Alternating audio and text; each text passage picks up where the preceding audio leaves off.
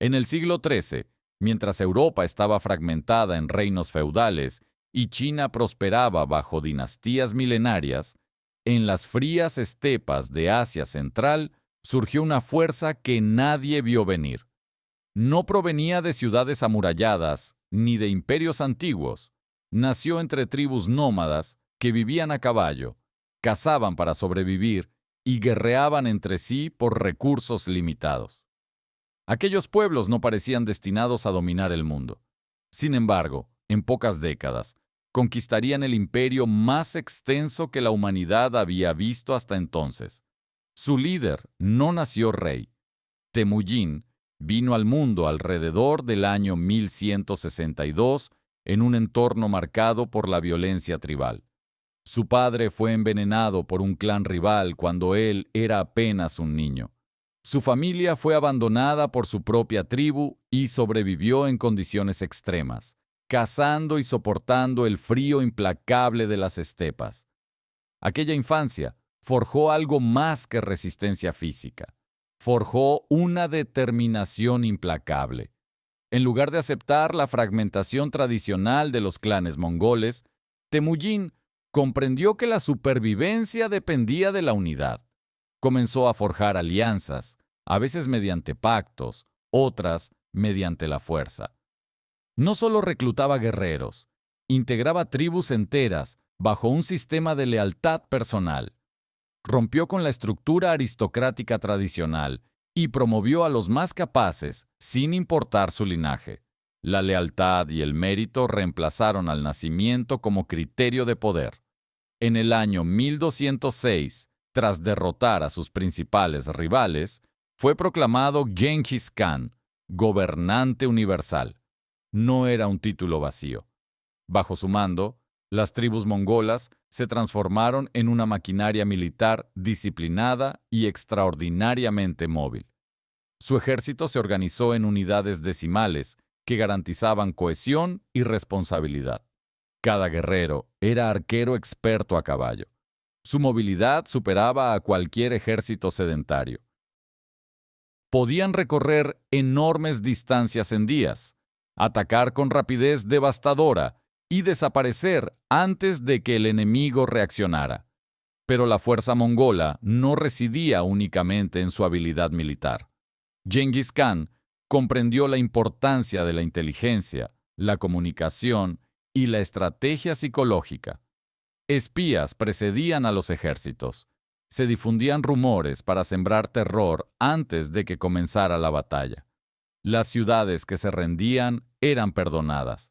Las que resistían eran arrasadas sin piedad. El mensaje era claro. La resistencia significaba destrucción total. La primera gran expansión se dirigió hacia el oeste y el sur. El imperio Jin, en el norte de China, fue uno de los primeros objetivos. Las murallas y las ciudades fortificadas no estaban preparadas para una guerra de movimiento constante. Aunque los mongoles inicialmente carecían de tecnología de asedio avanzada, rápidamente incorporaron ingenieros chinos capturados y adaptaron sus métodos. Aprendían de cada enemigo y utilizaban ese conocimiento en la siguiente campaña. Luego vino el choque con el Imperio Corasmio, una potencia comercial que controlaba rutas clave en Asia Central. Tras el asesinato de emisarios mongoles, Genghis Khan respondió con una campaña brutal. Ciudades como Bujará y Samarcanda cayeron ante un ejército que combinaba velocidad, coordinación y terror calculado. Las masacres no eran simples actos de crueldad irracional, eran herramientas estratégicas para evitar futuras resistencias. En apenas 2 décadas, el mapa de Asia comenzó a transformarse. Los mongoles no solo estaban conquistando territorios, estaban desmantelando imperios establecidos desde hacía siglos.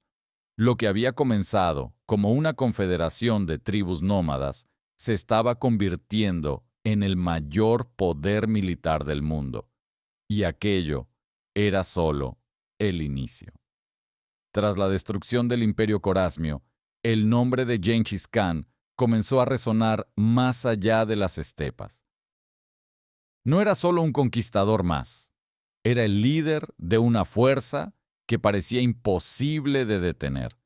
Sus generales, formados bajo una disciplina férrea, actuaban con autonomía estratégica, pero obediencia absoluta. Cada campaña era planificada con precisión. Cada retirada podía convertirse en una emboscada. Cada derrota aparente ocultaba una trampa. Uno de los mayores temores que generaban los mongoles no era únicamente su capacidad militar, sino su imprevisibilidad.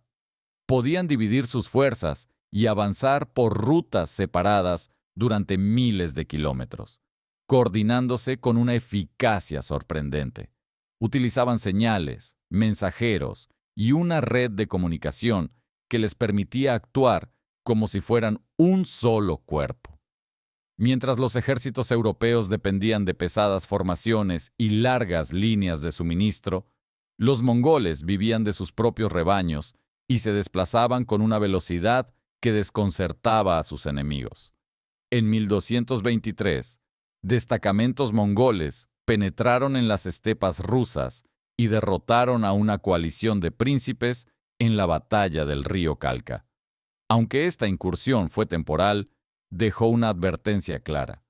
Europa Oriental había sido alcanzada por una fuerza que hasta entonces parecía lejana.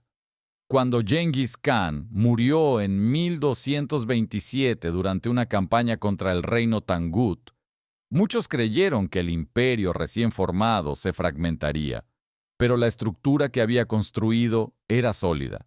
Antes de su muerte, dividió el territorio entre sus hijos bajo una autoridad suprema común. La expansión no se detuvo, se aceleró. Bajo el mando de su hijo Ögödei, los ejércitos mongoles lanzaron una ofensiva masiva hacia el oeste. En pocos años, Kiev fue arrasada. Polonia y Hungría enfrentaron invasiones devastadoras.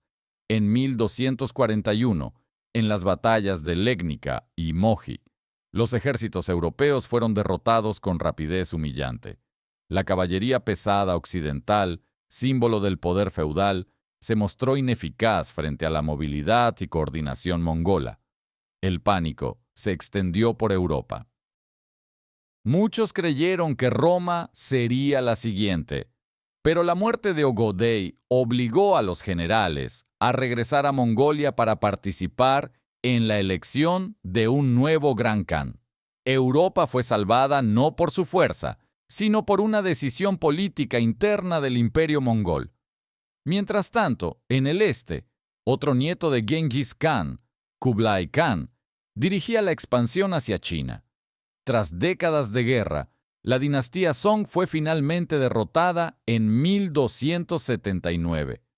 Kublai proclamó la dinastía Yuan, convirtiéndose en emperador de China. El imperio mongol ya no era solo una confederación de conquistadores nómadas. Se había transformado en una superpotencia que gobernaba desde las murallas de Pekín hasta las llanuras de Europa Oriental. Sin embargo, la expansión constante generaba nuevos desafíos. El imperio era ahora demasiado vasto para ser gobernado como una sola entidad centralizada. Surgieron distintos kanatos: el Ilkhanato en Persia, la Horda de Oro en Rusia, el Kanato de Chagatai en Asia Central y la dinastía Yuan en China. Aunque compartían un origen común, sus intereses comenzaron a divergir.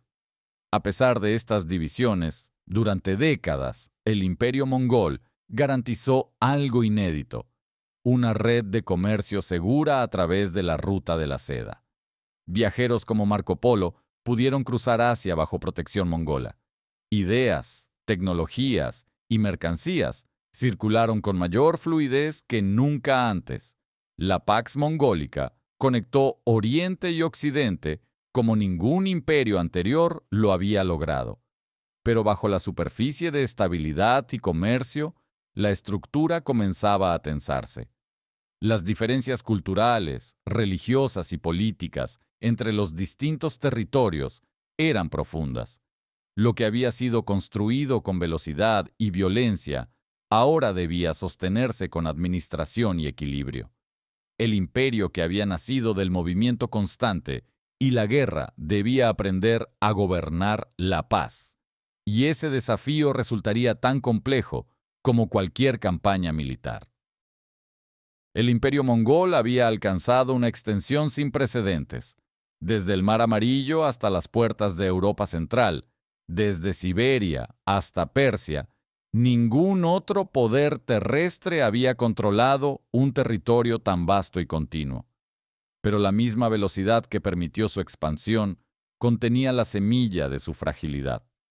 Gobernar era diferente a conquistar.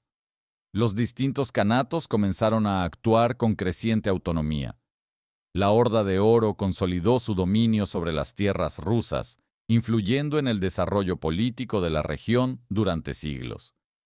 El Ilcanato en Persia adoptó gradualmente la cultura islámica y se integró en las dinámicas del mundo musulmán.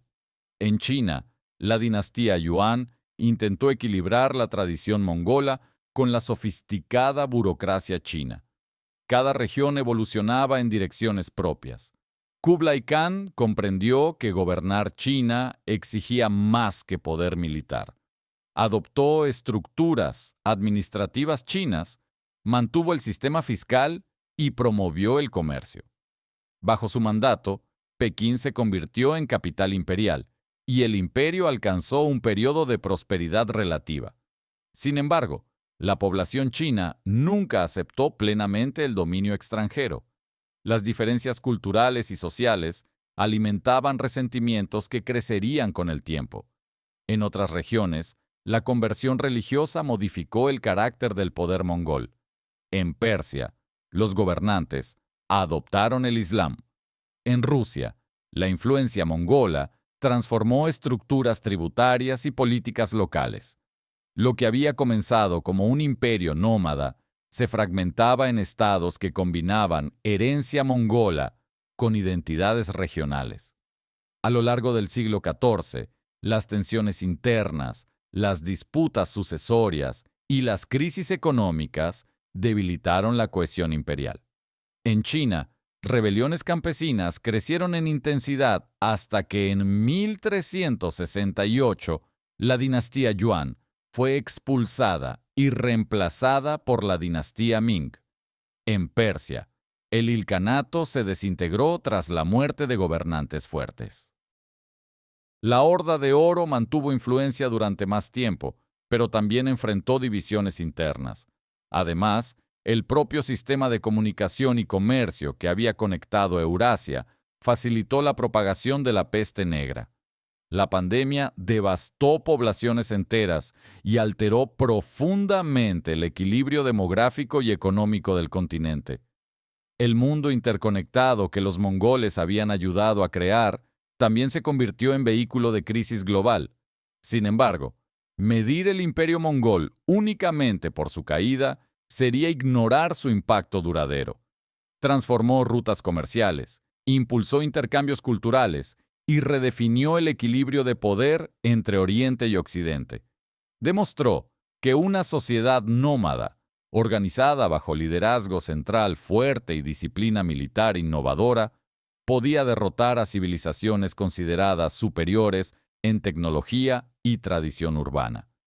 Gengis Khan pasó de ser un niño abandonado en las estepas a fundador del imperio terrestre más grande de la historia.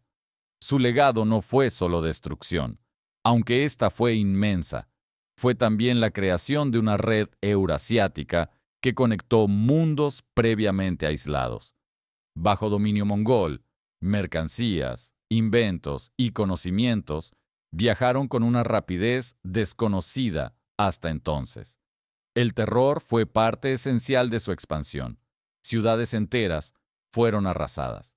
Millones murieron en campañas devastadoras, pero el miedo fue utilizado como herramienta estratégica para acelerar rendiciones y reducir resistencia prolongada. En muchos territorios que se sometieron sin combatir, el comercio prosperó y la administración fue relativamente flexible. El imperio mongol finalmente se fragmentó, como todos los grandes imperios, antes y después. Pero durante más de un siglo alteró radicalmente la historia del continente euroasiático. Su impacto se percibe en la configuración política de Rusia, en la historia imperial de China, en las dinámicas del mundo islámico y en la expansión de redes comerciales que más tarde facilitarían los grandes viajes europeos. Aquellos jinetes de las estepas, que parecían destinados a permanecer en la periferia del mundo, terminaron reescribiendo su centro. No construyeron su imperio con murallas de piedra ni con palacios monumentales, sino con velocidad, disciplina y una estrategia que combinaba brutalidad y pragmatismo. El imperio mongol cayó, pero el mundo que ayudó a moldear nunca volvió a ser el mismo.